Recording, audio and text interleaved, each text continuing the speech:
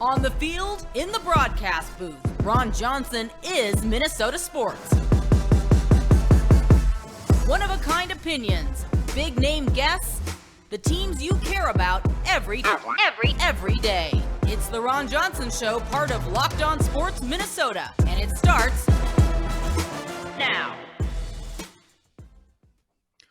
Welcome to the Ron Johnson Show. I'm your host, Ron Johnson. Coming up in today's show, we're going to have Luke Inman from the Superior Podcast with Reggie Wilson, Vikings Insider. Tons of great content there with him. We're going to talk NFL Draft, Vikings. And is Rick Spielman, the ghost of Rick Spielman, still in this NFL Draft? Like, do the Vikings fans think he's moved on, or is his ghost still around this draft? We're also going to have the Daily Three, of course. That's 3 questions, 3 minutes.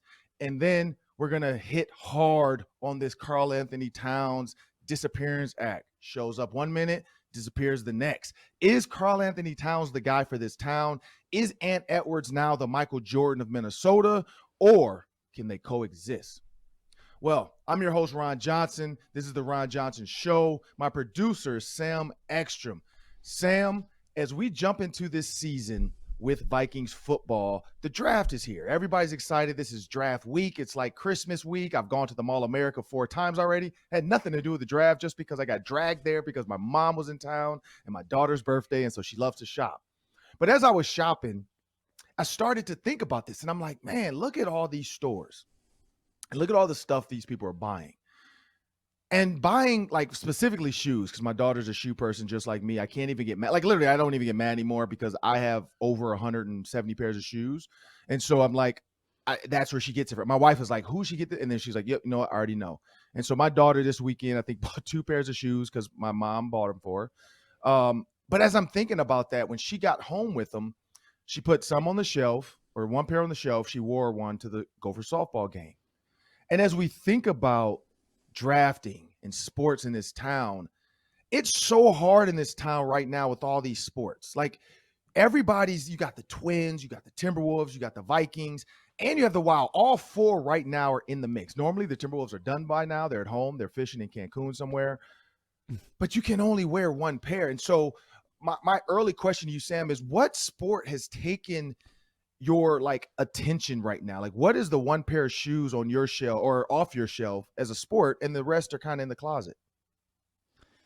Yeah, the Timberwolves have captured my imagination. I went to the game Saturday with the wife, had a little date night. And that was a late night too. That was a 9 o'clock start, then a 3-hour game with a million fouls and a million reviews, and then trying to get an Uber afterward. That turned into a late night for the babysitters. But that team has really captured my imagination. I remember when the Timberwolves were making runs with Kevin Garnett. That was 2 decades ago, Ron. I mean, it's unbelievable how long it's been since they've had a team to really get behind like this. But if I look at this past weekend in Minnesota sports, there's a lot to hang on to. It was a perfect weekend. The Wild went 2-0. The Twins went 3-0. The Timberwolves won. Even the soccer team won. Everybody won. And you look at the stars, Anthony Edwards, KarlAnthony Towns, Kirill Kaprizov, Kevin Fiala, Byron Buxton. There's so much to gravitate to that this is a great question because I think that every other person might have a different answer. For me right now, though, I'm all about this Wolves run. I'm pretty invested in it. And when you go to a game like I did Saturday, you feel the energy in that building. It's clear that this city really has bought into this team. Yeah, and for me, I mean, I'm with you. Like, I'm Timberwolves in now. I've been watching every game. I've been, live tweeting along with the game. I've been excited to see who's going to protest next. It's been a fun experience. And so when I think about KarlAnthony Towns getting my attention, and I brought this up early on, like 3 weeks ago when we started this show, I brought this up. I said, he has to, in the playoffs, your stars have to shine and match the stars. Well, yes, he did shine. I think it was the reverse, though, for the Grizzlies. Like, Ja Morant's 11 points, he didn't match, even though they only lost by 1, which is amazing that they only lost by 1 point and Ja had 11. And it goes back to what we talked about with them being a better team when Ja's not playing. Like, not better, but sorry, a good team. They still were a good team when Ja's not playing. And I think, long term, if they can beat the Timberwolves, that's going to pay off for them, because now when they have to go play the Warriors, it's the same thought process. Can we leave Ja out when Steph Curry goes out? Can we do this when this person's out? With Ja out, they can. KarlAnthony Towns, on the other hand, he balled out. You had KarlAnthony Towns with his 33. You had Patrick Beverley show up and give you 17. And then, of course, Ant Edwards just consistent, give you 24. The one thing I did not like, and this is me personally, I feel like when you look at Malik Beasley's 12 minutes, it's got to be more productive. And I know you had other guys showing up, so it's a game of chess. Jordan McLaughlin came out of nowhere. I mean, absolutely out of nowhere with the 16 points. I'm watching this guy play. Couple plays, Charles Barkley would have said that was a bonehead play. Like when they had stole the ball, they were up, and he was still trying to push it back up the court. I get it. But in my opinion, you stop, you slow down, you let everybody get back down the court, and you use up more clock. That was an ill-advised because Ja Morant poked it out. They got the steal, easy layup. That's one of those where you have to realize you don't need to run up and down the court to make the crowd hype, but that's a guy that hasn't played much. That's a guy excited to make a play, excited to be out on the court. Even though he had 16 points, still excitement of not getting much run, and he just forced it a little bit. His 14 minutes, 16 points, he had more points than minutes. That was awesome. But that play for me stuck out because they only won by 1. That was 2 points that probably should not have come off or been on the board for the Grizzlies if the Timberwolves slow it down at that point. You make that steal, you eat up clock. And for me, that's it. So the questions you posed to me, and I'm just going to kind of go through them. KarlAnthony Towns in this game, huge. Bounce back game, perfect answer to the critics, perfect answer to the crowd. I liked him and T. Moran after the game, John Moran's dad. I liked how I know what it's like playing against a friend and their dad over there. I know what he said. I know in his mind, like he's telling them, like, I told y'all keep playing with me. Like, y'all don't, you all the smoke, what? Okay. Because they can see all this stuff on social media. So he knows exactly what T's been saying. He knows exactly what Ja's been saying. So that was personal for Karl. I did like the sportsmanship, though, when Karl was hurt. Ja, being that's his boy, went over there to check on him. Where in playoffs, a lot of times, people, even though that's your boy, man, stop being all friendly. No, it's that man was hurt. He fell on his hip hard. Is this Town KarlAnthony's Town or Edwards? Sam, what do you think? Whose town is this? I think that people are ready to give it to Anthony Edwards. There's a lot of people that have kind of given up the fight with Towns because of his inconsistency, because of the inability to perform on a consistent basis. Now, are their standards maybe a little too high? I think so. I mean, I think that certainly people in this town have a high, like Kirk Cousins, for instance. We go back and forth about Kirk. Very good quarterback, does not perform on a consistent basis, though, and people get frustrated by that. Joe Mauer, unbelievable player, probably a Hall of Fame player. Did he hit home runs on a consistent basis? No. People got very upset about that. So we have this bad habit in this town of not appreciating greatness, and we kind of want, like, even more greatness. KarlAnthony Towns is great. But when the spotlight is shining and you only have a handful of playoff games in this town in 20 years, you want your best players to perform. And 2 games this series, he did not. Saturday, though, I commend him for bouncing back. But I look at the way that Edwards kind of captures the crowd. And on Saturday, he goes out with a knee injury in the first quarter. And when he comes back, it's an eruption. People are freaking out at his return. They're so enthralled by Anthony Edwards. He brings the electricity. I think that people want it to be Edwards' team, and I think they also want Towns to be part of it. I just think that Edwards he might have the makeup or the DNA to be that number 1 guy, and if Towns is willing to sort of be his right-hand man or 1B to Edwards' 1A, I think that's the best dynamic for this team because Edwards is just so composed and so electrifying at the same time. Yeah, and for me, when I give it to KarlAnthony Towns still. I think he has to find his way. He has to learn that Anthony Edwards is an absolute outlet every single time. I think that's why Steph and Klay coexisted for so long. They understand. Steph has no problem letting Klay shoot, 15 3-pointers one night because he's just on. And that's the big difference. Klay also knows, hey, if Steph's hurt, I can take over some games. If Steph has foul trouble, I'm going to take over. Steph, vice versa. When I'm feeling it, I'm going to go. I think that's where they need to learn. That's their lane. I think their lane is a 1-2 punch. it's like, so because people always say Batman and Robin. Who's the Batman? Who's the Robin? I don't even think that's this for those two. I don't think Steph Curry and Clay are Batman and Robin. I put it more like, it's like Iron Man and Captain America. It's two viable leaders, two viable heroes, one with an ego, one who's more of America's favorite. I think that's where this is. I think KarlAnthony Towns is kind of the Iron Man. People don't really like him, but they like him. They want him to do what he's doing. Like, win the game for us, sir. Please save America. Please save the world from Thanos. But we don't really like you because you're an arrogant butthole, Mr. Stark. And that's where I think people don't like KarlAnthony Towns. And not that he's arrogant, that he whines to the refs, that he disappears in games. So he has that Iron Man where he can turn around and give you 34 points, 40 points. He can do those kind of things. Anthony Edwards is kind of the lovable, one-liner to the media, Anthony Edwards Jr. with his dog. He's like Captain America. He's America's sweetheart. They love him now. The media loves him. They're like, I wish we had interviewed this kid earlier in the season. Well, nobody believed the Timberwolves would be where they are right now. And so I think going forward, he's going to get a ton of media attention. So I can't give it to Anthony Edwards yet. I know that people probably are, but I can't. I still think it's a 1-1 punch. Like, I think they are Captain America and Iron Man. I think they both are viable options. They both can save America. They both can save the world.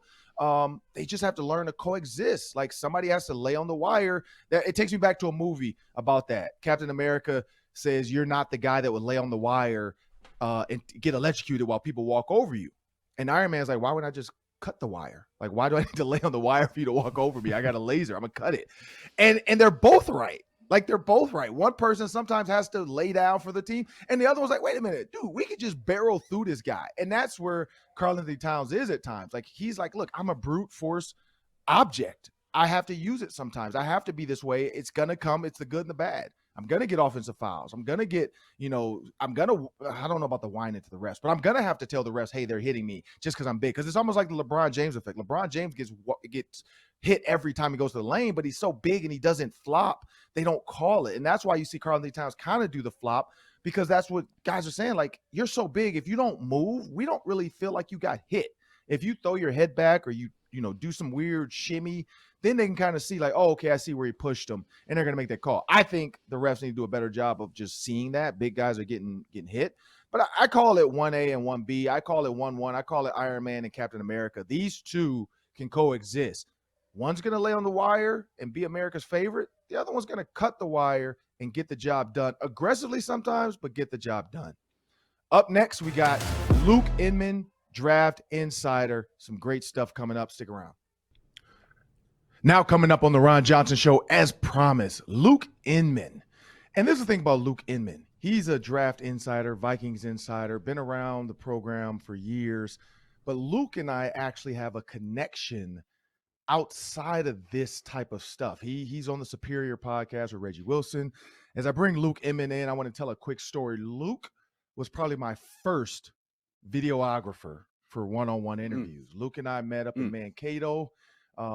Seemed like a cool guy. We had talked a couple of times as I was up there covering the Vikings, getting ready for Vikings Game Day Live. We had just got done interviewing Rick Spielman. And so as I'm coming over, I'm like, hey, man, do you mind shooting an interview for me? Because our camera guys had left. And Luke's like, sure, I'll use my phone. I'll send you the clips. Little did he know that it was going to be Stefon Diggs and Adam Thielen. The reason being is Stefon Diggs and Adam Thielen were friends or are friends of mine. Like I just was texting with Caitlin Thielen yesterday about getting Adam on the show and what days work for him. And so it just kind of comes full circle now that I get to get Luke back on my show. I want to first thank Luke because he helped me in my first kind of, rough draft one-on-one. I look back at that footage now and I'm like, man, I've come a long way, because that was some sketchy questions. No, it was some good stuff. It was some good stuff from Stefon Diggs, but Luke was great, man. But Luke, bring you on the show. I want to first get your opinion on the regime, because everybody with this Vikings regime keeps saying they want it to be different. It's hard to be different when you already have a pedigree of players that can get you into the playoffs this year. And so you can't really throw the bathwater or the baby out with the bathwater, whatever that saying goes. You think about the Gophers. They've had to rebuild at times. And Tim Brewster was an absolute idiot when you look at what Glenn Mason had done before him. Not an idiot as a person and thinking, an idiot thinking that I need to completely redo, re-recruit, change everything when I just replaced a coach that had been at 8 bowl games in 10 years. I think that's what this regime is looking at. Like they have a team and a quarterback and receivers, linebackers, defensive ends. We just need to take a couple pieces and tweak it. So what is your initial reaction of this new regime? Well, I think, Ron, first of all, pleasure to be on the show. Always love chatting ball with you. I think when you look at this new regime, it always starts at the top, right? I mean, you look at the Wilfs and the message they sent Kwesi and Kevin O'Connell right out the bat. Hey, we are not going in the rebuild direction. So if you're going to take this job, you have to roll with Kirk Cousins as your quarterback. Forget all that. Moving on from Kirk, what can we get for him? Can we get a first-round pick? Can we package that and get a Malik Willis or Kenny Pickett? No. We think this core roster, this nucleus, is good enough to compete as is. So if you're going to take the job, know that going in. And I think, obviously, they've committed to Kirk. They've committed to a lot of this talent. They got those core pieces back, like Danielle Hunter. And I think that looking forward, I think they think at the top, the Wilfs and the rest of this new front office and regime, they think this NFC North may be a little bit more wide open than a lot of other experts or fans may think. So I think as far as the new regime goes, you look around the landscape of the league, what's the new blueprint the last 5-10 years? First of all, how important coaching is.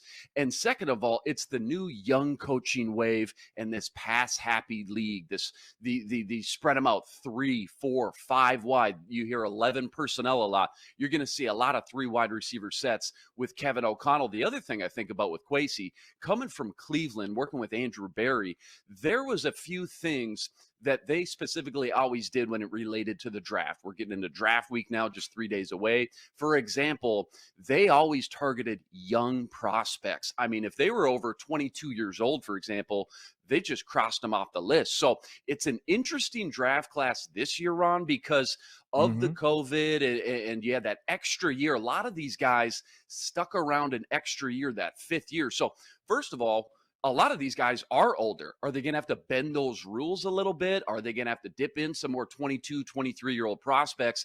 The good news is, though, when those guys came back for that 5th year, now you got more tape. Now you got more footage, and you can analyze these guys better as they do come out. So it's going to be interesting to see. I would expect Kwesi to have a similar philosophy as Andrew Berry this weekend at the draft, but they may have to, again, bend some of those rules because of just how unique this draft class is, particular compared to other drafts we've seen in the past.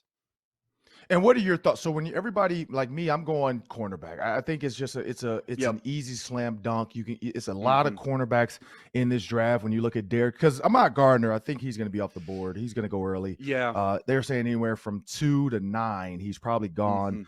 Andrew Booth, and I really wanted him because he's from my high school. I know his family. I know his coaches.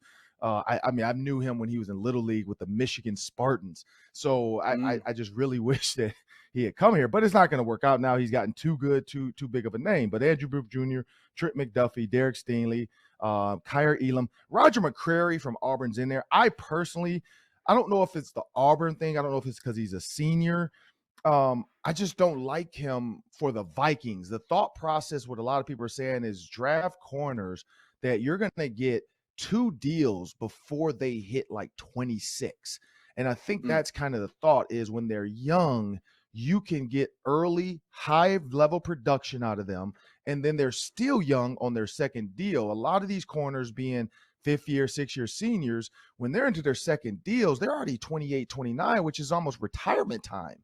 And so that's the problem. If you put them on a first-year, 5-year deal, they don't opt in for that 5th year, you renegotiate, and all of a sudden now, but you're already 28 because you came out at 22, 23. So I think that's the equation. I think a lot of people are looking at these young 20-year-old, 21-year-old corners, trying to find ways to maximize. But here's a scenario that I've been looking at. The Pittsburgh Steelers want a quarterback. We know that.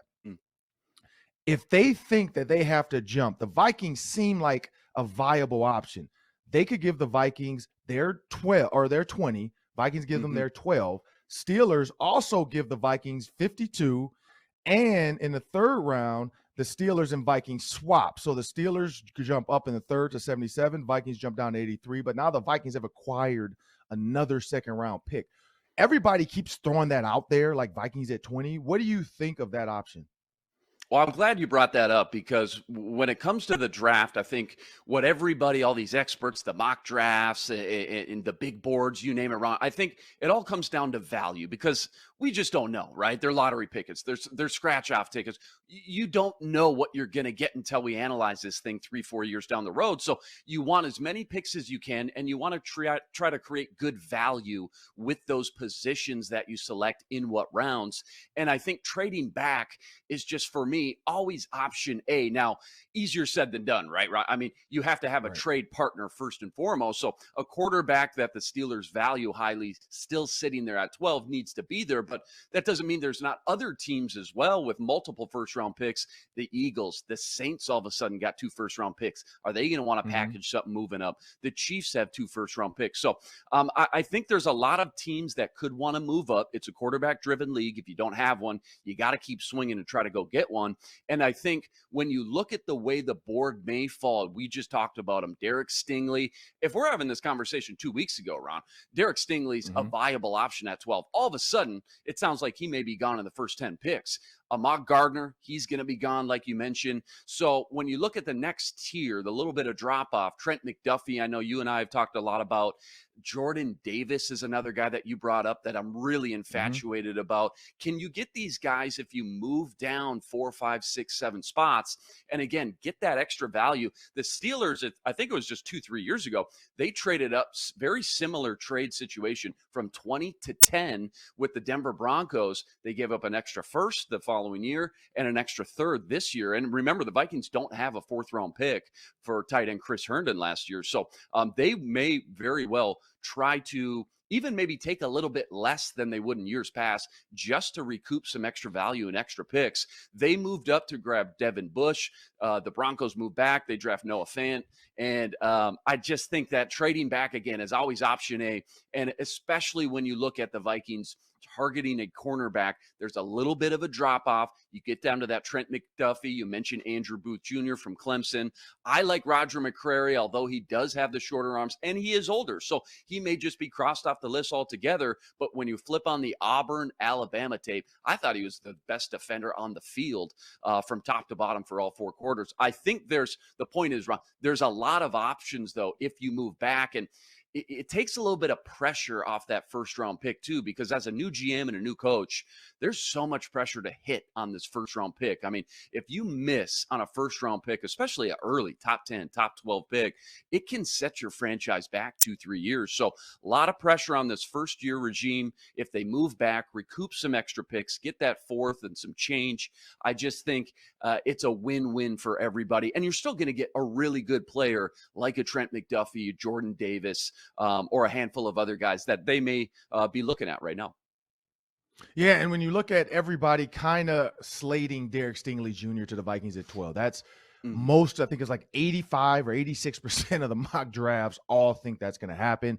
Kenny Pickett is kind of what the Pittsburgh Steelers is, an easy option. I mean, he literally just has to walk like 50 steps over to the Pittsburgh Steelers facility with his equipment from the pit area. So they think that's an easy one for them. And everybody thinks that there's not going to be a quarterback taken until around the 18, 19, 20, because everybody before that, I mean, unless the New Orleans Saints, and that's where I think, I was going to say Rick Spielman, Kwesi can play games, and not just Kwesi, but we've seen the movie Draft Day. That stuff really happens. I've been in the draft room before. I've been a coach with the coach, and so I've heard some of those conversations. I remember drafting Pierre Garçon, and everybody's like, who? And now look at him. I get him as a rookie, first day out there, he and I working out, 7 a.m. together. We're turning around, working out again at 4 p.m. together, where he's just, and I was like, man, I see now what Jim Irsay was saying. Like, Mr. Irsay saw in Pierre what a lot of people didn't, which was this kid works hard. And so this is where the sneaky GM owner picks come, where the New Orleans Saints, everybody's saying receiver and Treylon Burks out of Arkansas. Also, there's a couple other receivers out there that they could possibly take, but that's just kind of the easy, it fits what they do. But do they really have a quarterback they trust? If they can keep throwing this rumor out, we're going to go receiver because we think we're fine with Jameis Winston or whatever we're going to do. And then they sneak in and take a Penny Pickett, who to them reminds them a little bit of a faster Drew Brees. He's not Drew Brees, but he's a faster version of this new style quarterback that you need, a quarterback that's mobile, more Aaron Rodgers legs is what he has. And so if they can scare people to think the New Orleans Saints are going to take their guy, then maybe the Steelers will want to reach out to the Eagles, the Vikings, the Ravens, and the Seahawks to say, hey, do any of you guys want to let us get up in there because we want to pick before the Saints? And that's that game that GMs play. So in my opinion, I think it can happen. I'm excited about Thursday. But last quick one for you. When you look at all the potential draft picks, and I know this is a wild card. This is like ridiculous reaction because people are going to be pissed. Do you think there's a way that Kwesi can end up like Rick and have 15 or like 12 first-round picks this year? Or not first, I'm sorry, draft picks. Well, again, I go back to value, and I know that kind of irked a lot of fans, but again, they're lottery tickets. I mean, look at how many late round guys, day 3 or even undrafted, say, that the Vikings kind of hit on over the years. Anthony Harris, J-Ron Kearse, Everson Griffin's a 4th round pick, Stefon Diggs, 5th round pick. You just don't know. It's so hard, like you mentioned, to evaluate these guys. You mentioned Pierre Garçon, a great example there, that it's just tough to take all the different variables. There's a lot of different wild cards, and a lot goes into this. And I just think the more chances you give yourself, the better odds you have on a great return value-wise 2-3 years down the road. So do I think he'll end up with those 19 7th-round picks? Probably not. I think those days are long gone now that Rick's gone. But I wouldn't be opposed to, again, trying to stockpile, not just this year, but next year as well. You know, Kwesi and Kevin O'Connell, they're not necessarily going to be on a short leash. I mean, they should have a 4 or 5 year window here to kind of build and develop and bring in their own kind of player and personnel guys that are going to fit their system specifically too. So I wouldn't be opposed to it, Ron. But I just don't think that we're going to see the days of Rick trading back 9 times on day 3 and recouping all those 7th-round picks. Well, I want to thank Luke Inman for joining me on the Ron Johnson Show. Luke, I want to give you guys something for your show. Think about this name. Christian Watson out of North Dakota State, 6'4", 208 pounds. He can stretch the field. So everybody was talking about the kid from USC, but that's more of a guy you have to jump in the first. Christian is a guy that will be there in the 2nd, 3rd round, possibly depending on how this draft falls. They have him as the 48th to 50th ranked player, so he's a top 50 lock, allegedly, is what the Senior Bowl likes to call him.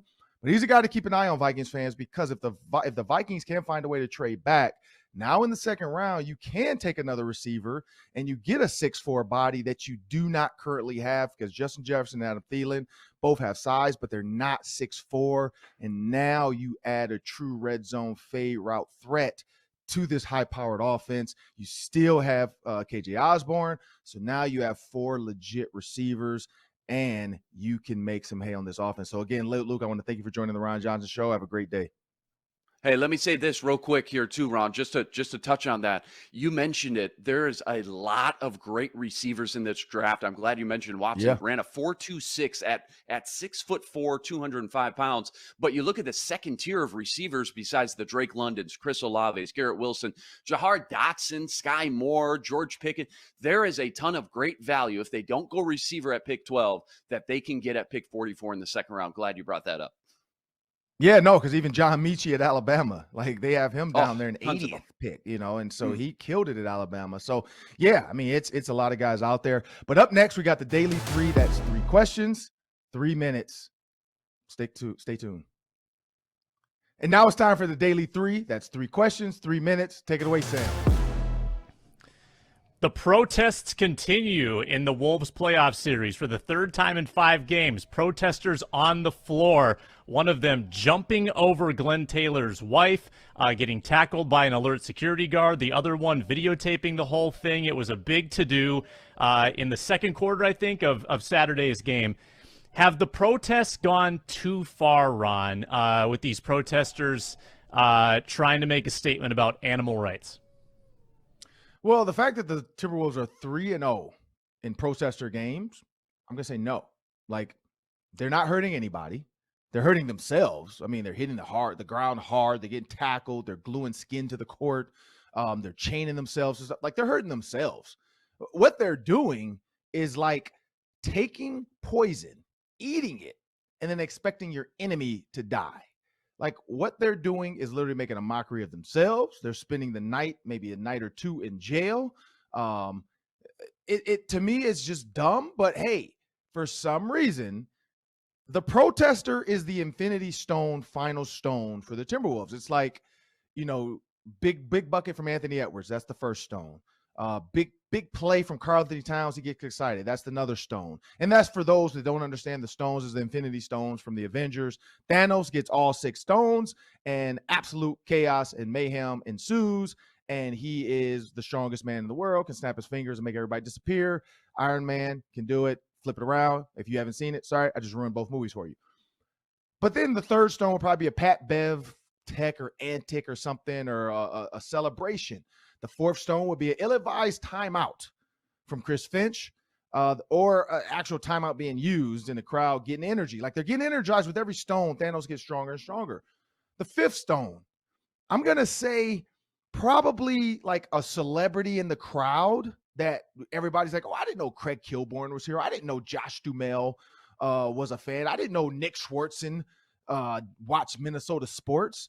That's the dude from Reno 911 with the bikini shorts on. Like, that's the fifth stone, some kind of celebrity. And then the sixth stone is the protester. When that protester hits the court, the Timberwolves are invincible. They are unstoppable. They can snap a finger and make half the shots that the Grizzlies take disappear. Like, that, to me, it's the 6 Infinity Stones, and they are the 6. When we get a protester, they're 3-0. And so I don't think it's going too far. Nobody's been hurt. Nobody's been, injured in this. They don't try to hurt the players or, get in their way. It is dangerous, though, because you're jumping over people and all that stuff. You can hurt fans. But, hey, if they're winning, I think somebody's going to do it again in the next 2 games, just because now it's become a fad and it's getting tweeted. Yeah, and even if they don't care about the animal rights, someone's just going to run on the floor just to change up the mojo. So Correct. Byron Buxton returned from his injury over the weekend. Unbelievable weekend. Twins sweep the White Sox, by the way. They've moved into first place somehow in the division at 8-8. Buxton, 4 for 4 on Saturday. Then yesterday hits a 2-run game-tying homer in the 7th, 3-run walk-off shot in the 10th. What do you think about Byron Buxton's return, Ron? It was heroic. I mean, it's what everybody's been saying. What can this team be? Who is this team? When Buxton and Correa were out there, it was great early on. Buxton is a highlight reel. He sacrifices his body too much sometimes. When he runs into the wall, hurts his toe, he's out for the year. Again, I don't know if it was a weird slide or what happened, but it hurt, knee soreness with a weird slide. That's the things where you look at Buxton and he is, you put him up there with the greats now of young talent in Minnesota with, like you said, Justin Jefferson, Kaprizov, and now Ann Edwards. Now you have a Byron Buxton. It gives energy to the city as a whole. Just being so downtrodden and so negative. Lavelle, saying the White Sox, and it's going to be their series, but of course, unless Buxton, but I think he was on K-Fan and he said that they were going to get swept, that the Twins were going to get swept by the White Sox. And then, Buxton comes out, rides out on his white horse and saves the day. But this is the thing I'll say. I've always talked about the 10 games, the first 10, second 10, and now without even finishing the last, they still got 4 games left. So let's hold our horses. I always say, let's go 10-10, but the last 10, they're 6-4. So they are headed in the right direction. These next 4, 1, can Byron Buxton stay healthy? 2, can Carlos Correa bring up his end of the bargain with all that money they've been paying him? And, can we have 2 exciting bats at the plate, 2 exciting fielders where, teams are like, man, okay, this team's for real. And then the pitching, though, it comes back down to the pitching. At the end of the day, you can make all the plays in the world. You can have the hottest bats. But if your pitchers are giving up run after run, hit after hit, and they can't find a way to find the strike zone, it's a carousel of trying to find the right pitching group to come in, you're not going to get it done. But yeah, like I said, they got 4 games left of this final 10 of 20 games.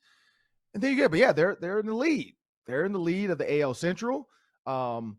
8-8 though, 500. I think the goal, if that's the goal, then it's what, 81-81.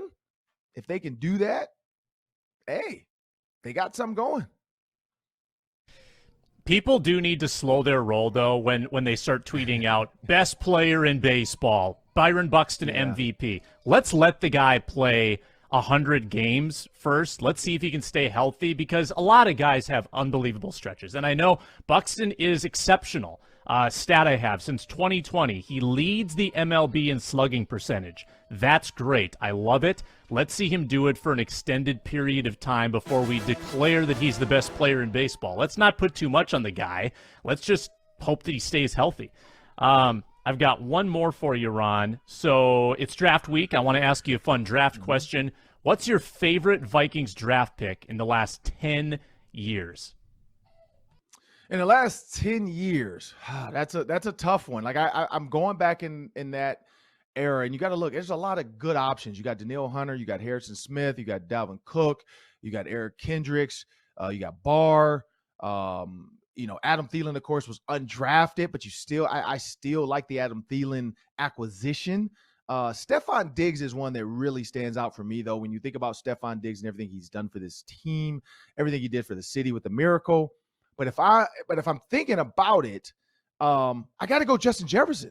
Like, Justin Jefferson took the world by storm, not just the Vikings fans, not just, football fans, the world. I was at the Gophers softball game this weekend, and we're going to have Coach Ritter on the show coming up soon at some point once the college, softball championships start. But I was able to watch girls celebrate before they went out onto the field, and they're grittying to third base and short. Like, they are doing the gritty in college softball. I saw a hockey player finally pull off the gritty on skates.